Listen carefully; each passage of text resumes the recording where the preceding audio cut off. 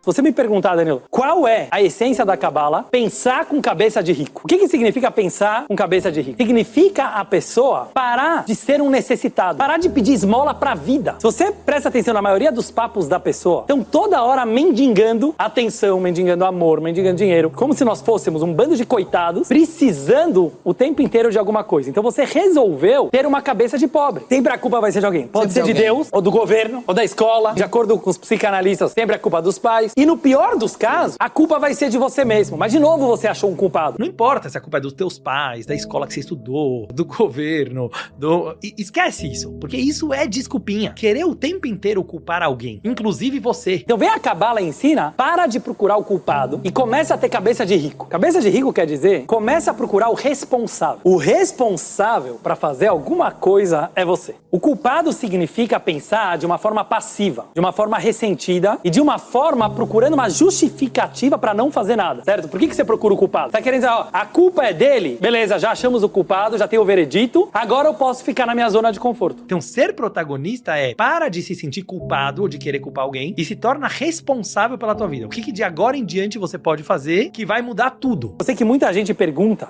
do segredo judaico da riqueza. O judeu não tem medo do dinheiro. O judeu não tem medo do sucesso. O judeu não tem medo de ser feliz. Infelizmente, a gente vê uma psicologia que não sei por quem foi disseminada na humanidade, que quando você se acha um coitadinho, quando você sofre, quando você se empequena, Deus curte mais você. E esse é um pensamento errado. O judaísmo não acredita numa espiritualidade que não envolva o sucesso material. O judaísmo, de uma forma bem prática e concreta, demonstra que você fugir do dinheiro, ou você ter medo do dinheiro e de tudo que o dinheiro pode comprar, seria, no fundo, fugir da própria realidade. Porque a realidade é, por exemplo, eu quero ter uma sinagoga para poder ensinar o judaísmo, ensinar a Cabala. Se não vai ter dinheiro, não vai ter rabino e não vai ter sinagoga. Então esse sonho utópico de acreditar que a espiritualidade, viver de luz, viver de energia, é um papo fofinho, como eu costumo falar, mas que ele não é realista. Então o primeiro ponto do judaísmo é ser muito objetivo e pragmático e ver como o mundo funciona. Então eu acho que o principal motivo que o judeu ele é associado com dinheiro é que, diferente de outros ermitãos e gurus e pessoas que se espiritualizaram, que acharam que precisavam escapar do mundo dos negócios para poder se espiritualizar, o judeu sempre soube o contrário, que é dentro do mundo, dentro da sociedade, que é dentro dos negócios que você encontra Deus. Dinheiro é uma coisa? Tem dois lados. Pra mim, dinheiro não é uma coisa. Vamos olhar assim. O dinheiro, o corpo do dinheiro, ele é uma coisa. O que eu quero dizer o corpo do dinheiro? O dinheiro é quantitativo, né? Sim. Você pode medir quanto dinheiro você tem concreto. na tua conta. Ele é concreto. Ele é Quanto concreto. dinheiro eu tenho na minha conta do banco. Quanto custa aquele produto. Então, assim, não dá pra falar que o dinheiro não é uma coisa. O dinheiro não é um conceito espiritual. Ele é uma coisa extremamente pragmática e concreta. Nesse sentido, vem a grande sabedoria, que é a diferença da cabeça do pobre e a cabeça do rico. Não tem a ver com ser pobre ou ser rico, né? Ter uma mentalidade de rico, uma mentalidade de pobre, é se você vai ser escravo do dinheiro ou se o dinheiro vai ser teu escravo. Uma pessoa que ela se escraviza pro dinheiro, em outras palavras, ela vai lá e coloca como meta simplesmente quantificação financeira, ele vai estar inevitavelmente se tornando, mesmo que ele ganhe muito dinheiro, ele vai estar se tornando um escravo do dinheiro. E o dia que ele tiver muito dinheiro, esse cara vai estar perdido. Eu tô falando isso porque ele não vai saber o que fazer, porque o dinheiro vai mandar nele. O dinheiro manda nele. Então ele tá pegando uma coisa limitada para mandar num ser ilimitado, que é uma alma humana. Então nesse aspecto do dinheiro, que é o aspecto prático do dinheiro, é super importante a pessoa falar, ó, o dinheiro é uma ferramenta, o dinheiro é um instrumento, ele é quantitativo, ele pode ser medido. Eu não posso deixar o dinheiro, assim como uma droga ou um remédio, mandar em mim. Eu posso usar ele o quanto for importante para a minha saúde mental. Quer dizer, ele tem que me servir e não eu servir ele. Dinheiro em hebraico é kesef. Kesef vem do verbo em hebraico desejar. Você pega historicamente, o dinheiro nada mais foi durante a história a criação de uma moeda em comum que ela simboliza a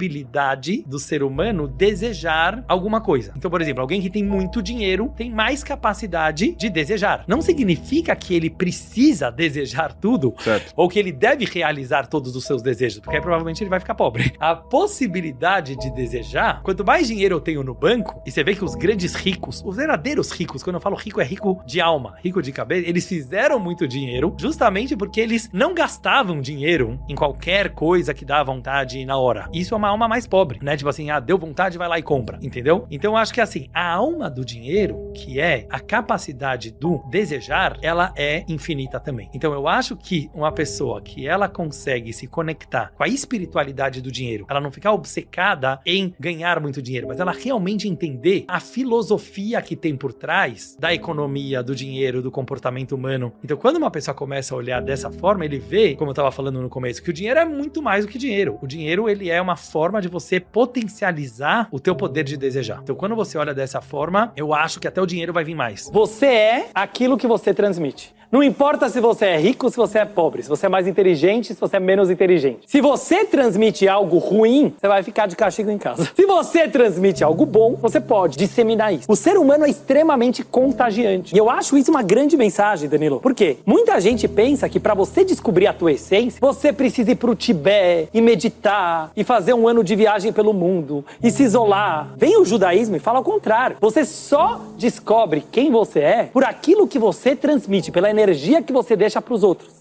E sempre o ser humano quis ser feliz, desde Adão e Eva. Mas aqui tem um grande problema, né? Que o grande psicólogo Viktor Frankl, da logoterapia, fala bastante, e eu gosto muito dessa visão dele. Que é assim, uma das coisas mais legais que eu acho que sai da filosofia de vida dele é quando você vai com muita sede ao pote, você derruba o pote. Tudo na vida é o contrário do que as pessoas pensam, né? Eu sei que você fala muito de foco, mas assim, a gente tem que tomar cuidado, porque assim, às vezes se você foca demais, do jeito errado, você derruba o pote. Então, quer dizer, se o foco ele se torna uma obsessão, uma idolatria, como eu costumo falar na linguagem judaica, então, em vez daquilo ser saudável, aquilo vai virar uma doença, né?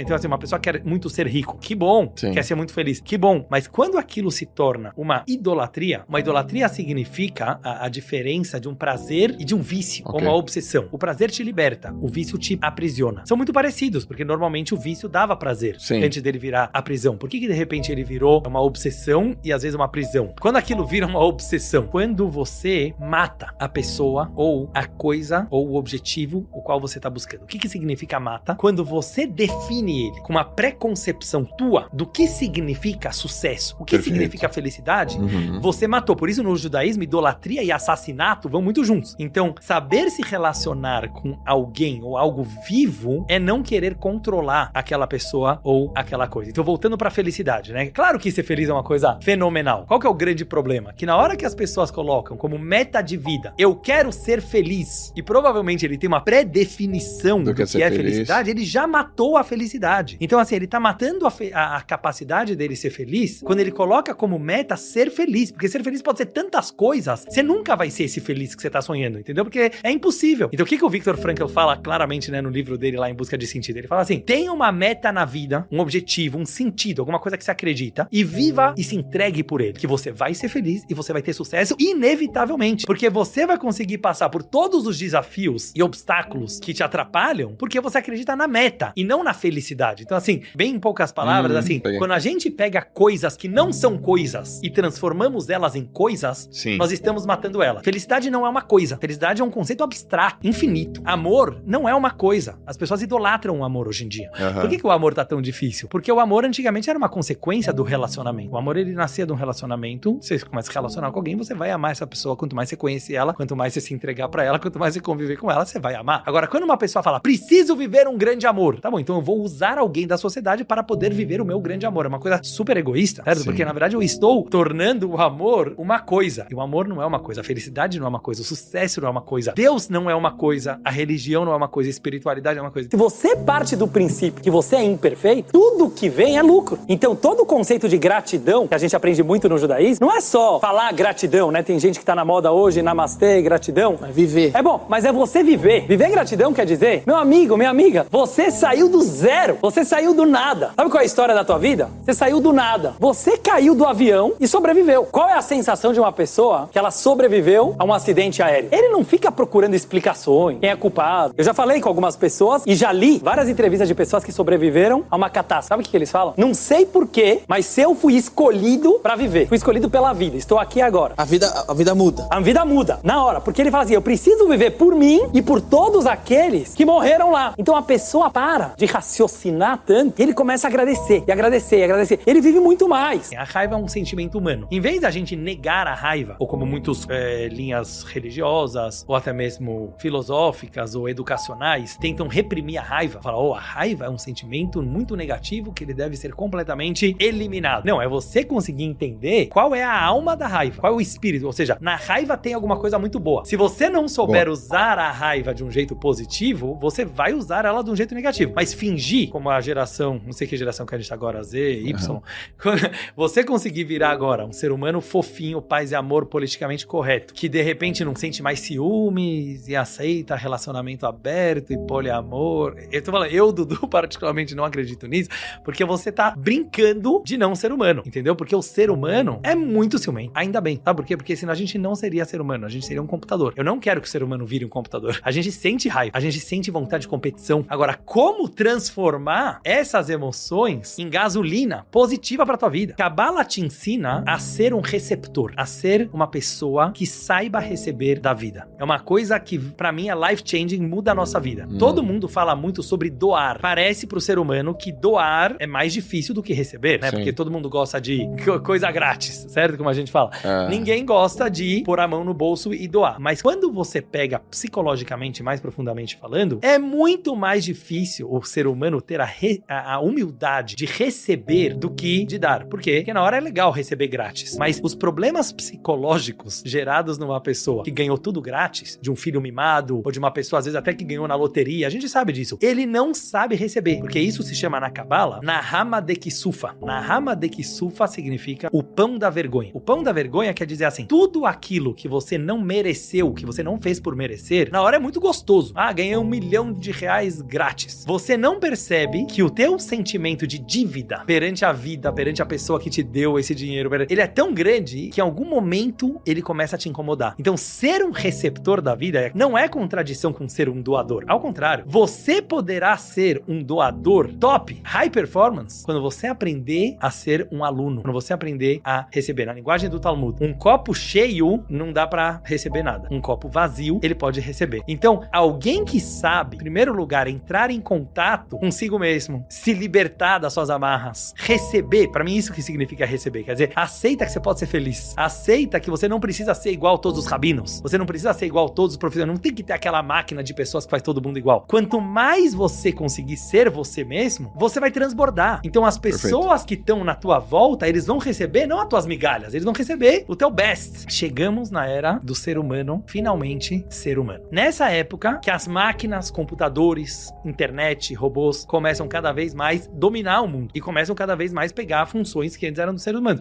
E cada vez mais a gente tá perdendo os nossos espaços para as máquinas. Então tem gente entrando em desespero. E eu sempre falo nas minhas lives, não, quando chegaram os tratores, imagina os agricultores, que droga que chegaram os tratores, a gente vai parar de pisotear o trigo no campo. Não, que bom que chegou tratores, porque agora o ser humano pode descobrir que o papel dele não era esse, virou outro. Eu acho que vai acontecer isso aqui agora de novo. Quando finalmente os robôs conseguem fazer uma cirurgia melhor do que um médico, o médico vai ter que se questionar qual é o meu papel como ser humano médico que um computador não pode e nunca poderá fazer. Qual se torna o meu papel como rabino num mundo no qual as máquinas estão tomando os nossos lugares? Tudo bem, então quem sou eu? O que eu estou fazendo aqui? O que é o ser humano? Então chegou a hora, Joel, da gente lidar com essas emoções humanas, com essa confusão humana, com os nossos paradoxos, agonia, angústia e não fugir dessas sensações, porque alguma coisa me diz que nessas sensações tão dolorosas, tão difíceis, o ser humano se encontra e a gente vai ter alguma grande surpresa nesse lado que sempre o ser humano fugiu. Sempre a gente fugiu para as guerras, sempre a gente fugiu para o entretenimento, mas assim, o ser humano sempre colocou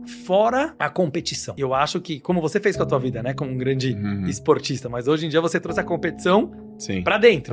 Pra dentro. Porque a competição é você com você mesmo. É gostoso competir lá fora. Sim. Mas a verdadeira competição é Dudu contra Dudu. Deus não precisa te ver ferrado pra ele gostar de você.